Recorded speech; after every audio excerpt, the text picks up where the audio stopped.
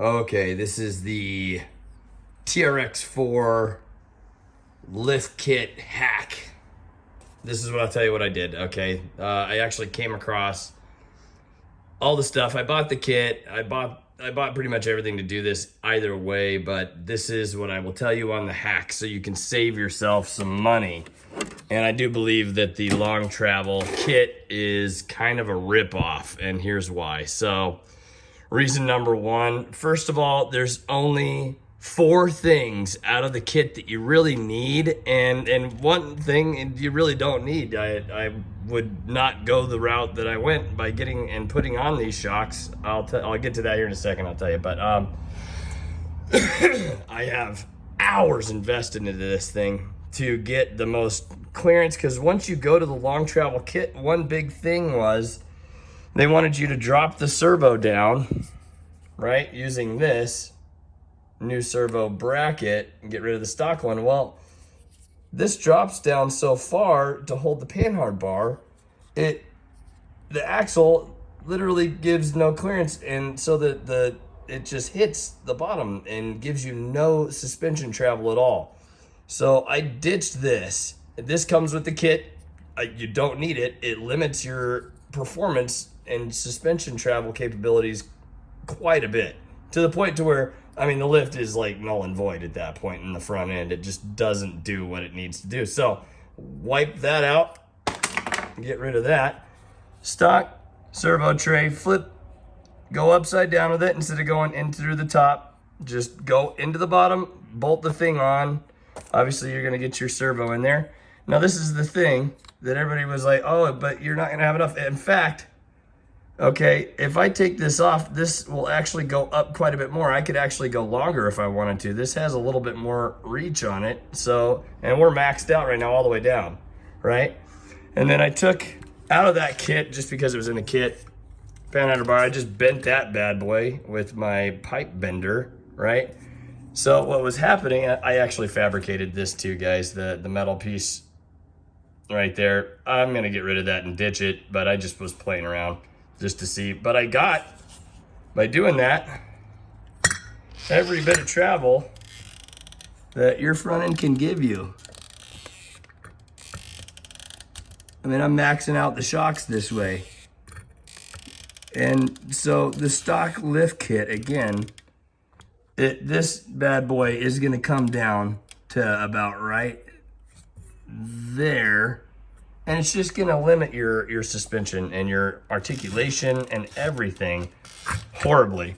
So yeah, stay away from that. You don't need it. That's in the lift kit, okay? And if you go with this setup, like I said, there's a couple different companies that make this bracket that will bolt to here and up there. There's a couple different variations, and get this sucked way up. I'm gonna buy that to get that out of the way even more, to get more travel. Lift kit, again, what do you need? Okay, you don't need much. The kit's $175 if you go this route. This is all the stuff you need. The stock kit, right? You don't need everything. Extended rear axle cable, you need that. Boom, the cable there for your locker. Same thing in the front, you gotta have that. Those two right there, boom, boom, part numbers. 1430, 1375, you need extended drive shaft boots. Now, I don't know if you really do or not.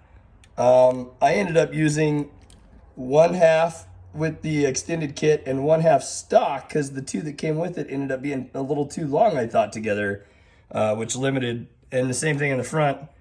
I used one of the stocks and one of the ones that came with the kit. But I mean, if you want to have that reach and just peace of mind, yeah, do those. And then longer shocks, that's all you need. These are the things that you need. Drive shaft boots, extended front axle cable, rear axle cable, and the longer shocks, that's all you need. Literally, the stuff that came in the kit,